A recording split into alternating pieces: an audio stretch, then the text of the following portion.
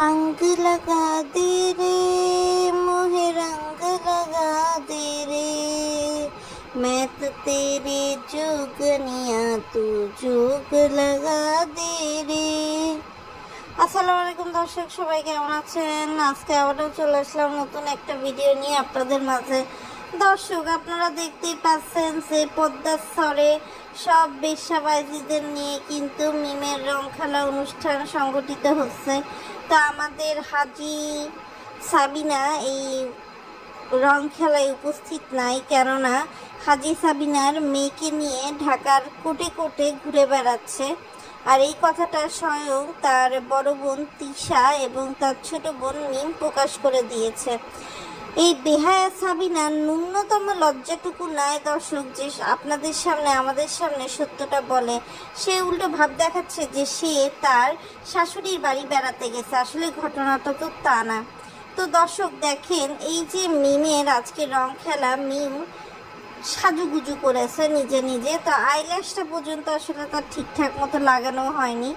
আর তাদের বাড়িতে এত মানুষ কিন্তু সাজানোর সময় কাউকেই পায়নি। পরিশেষে সাদিয়া এসে তাকে হেল্প করছে। তো মিম রং খেলার জন্য এমন একটা সাদা রঙের জামা চুজ করছে, যে জামাটা তার গায়ে অনেক টাইট।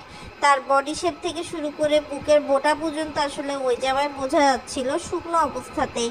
আর যখন ভেজা অবস্থায় রং খেলা হয়েছিল, এক পর্যায়ে যখন রং মিমের চোখে গিয়েছিল, মিম চোখ মুছছিল, তখন কিন্তু আসলে দেখা গেছে যে মিমের যে বুকের স্থানে কিন্তু আপনার রংটা ল্যাপটায় আছে, এবং দুধের যে বোটা আমরা বলি স্তনে, সেখানে কিন্তু গোলাপি রং লাগানো, মানে পুরোই বোঝা যাচ্ছে। তার মধ্যে যখন আবার পানি ছিটাইছে, তখন বডি শেপটা কিন্তু আরও বেশি ক্লিয়ার হয়ে গেছে। আর এই সব রং খেলার মধ্যে তিশার তো কোনো সাত পাঁচ নাই। সে এমনভাবে দৌড় দিছে যে তার বুকের ধাক্কায়, তার দুধের ধাক্কায় বাবু এমন হাতে জোরে বাড়ি খাইছে যে বাবুই দিক বিদিক হয়ে গেছে। আবার এদিকে শাহিন এমন দৌড় দিছে, সেই শাহিনের 2 রানের চিপায় পড়ছে হচ্ছে তাবিয়া। সেই তাবিয়া পরে আবার কান্নাকাটি করতেছে।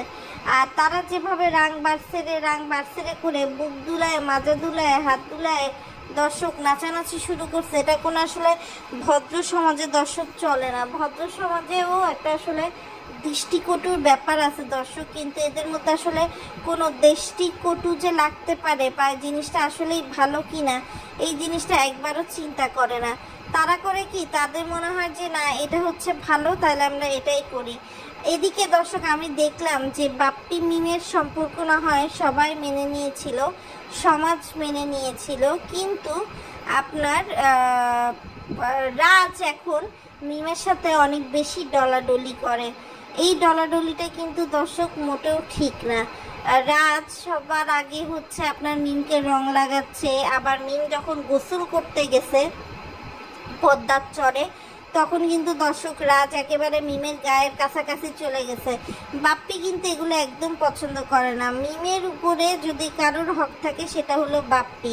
কেননা দেখবেন, বাপ্পি যখন আশেপাশে থাকে, মিম, বাপ্পি, আবদিয়া যখন ছবি তোলে, তখন মনে হয় কি একটা পুরো পরিবার, একটা পরিবার কিন্তু ভাব চলে আসে। তো এই বিষয়টা কিন্তু দর্শক হচ্ছে মাথায় রাখতে হবে। আর আজকে কিন্তু মিমের শুধু রং খেলা হয়েছে সেটা কিন্তু না দর্শক, মিমের রং খেলার পাশাপাশি কিন্তু মিমের মেহেদির অনুষ্ঠানও কিন্তু তারা করে ফেলছে। কেননা কালকে যেহেতু গায়ে হলুদে অনুষ্ঠান হবে, মেহেদির অনুষ্ঠান তো করতেই হবে। তো সেটা মাথায় রেখেই কিন্তু তারা চলছে।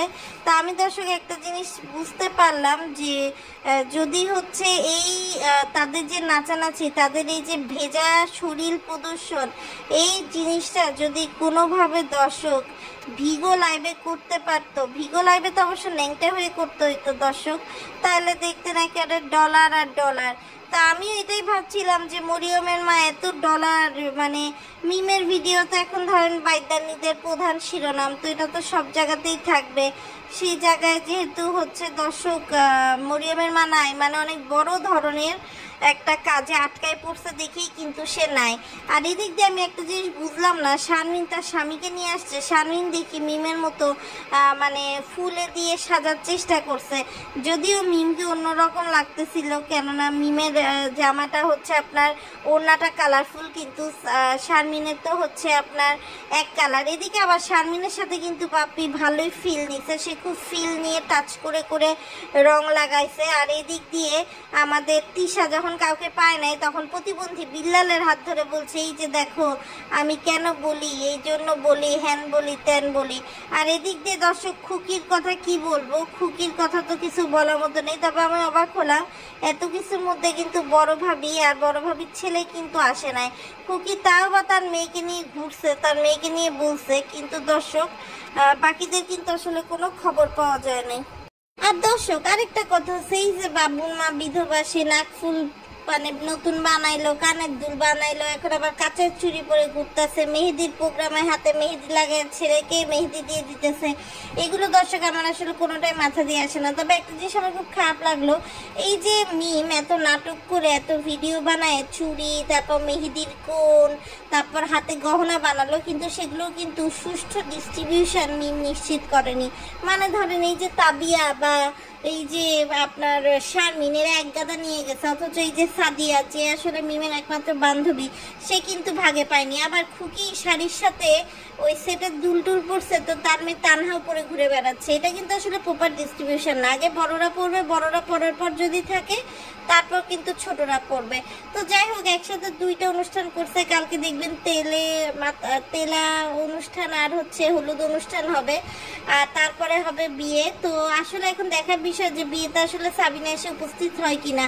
যদি বিয়েতেও এসে সাবিনা উপস্থিত না হয় তাহলে বুঝে নেবেন যে এদের মধ্যে আসলে অনেক বড়ই একটা গন্ডগোল পেকেছে। তবে আরেকটা বিষয় আমার যেটা মনে হয় দর্শক, যে আসলে বাপ্পি এগুলোতে মোটেও খুশি না। কারণ যে বাপ্পি আসলে আমি এসেছি হে হে হে হে হে হা হা হা হা হা এরকম করতে থাকে, তার মধ্যে কিন্তু আসলে কোনো ধরনের নিয়ে যাওয়া যাচ্ছে না। সবাই একটা কথাই বলতেছে যে বাবু তো এখানে বর, বাবুর কিন্তু আসলে এখানে আসার বা থাকার কোনো দরকার ছিল না। তারপরে দেখবেন বাবু হচ্ছে এইসব জিনিসের মধ্যে ঘুষছে।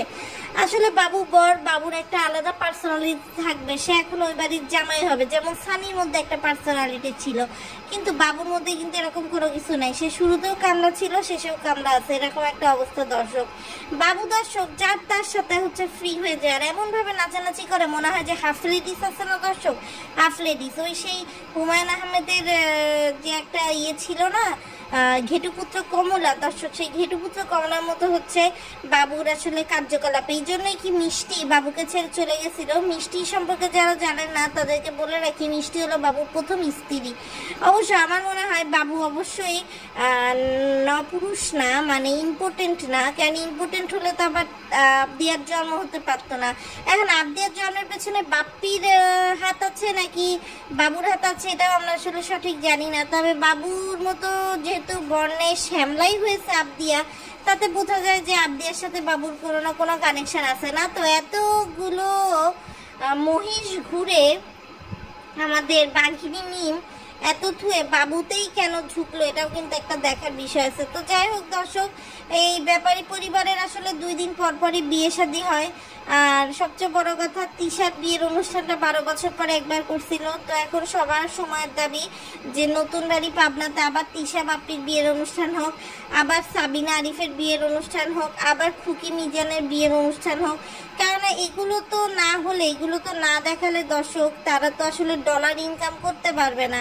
ও আর হ্যাঁ, আবার বিল্লাল আর নাহারের বিয়ে হোক। আমরা আসলে সবার সাথে সবার বিয়ে দেখতে চাই, কেননা এগুলো তো না হলে হয় না। বিশেষ করে করিম ব্যাপারী আর কোহিনুর বেগমের বিয়েও দর্শক আমরা দেখতে চাই, যেখানে আসলে করিম ব্যাপারী আর কোহিনুর বেগম ছোট ছোট জাপকা ইলিশ মাছ ধরে আপনার মেহমানদেরকে খাওয়াবে।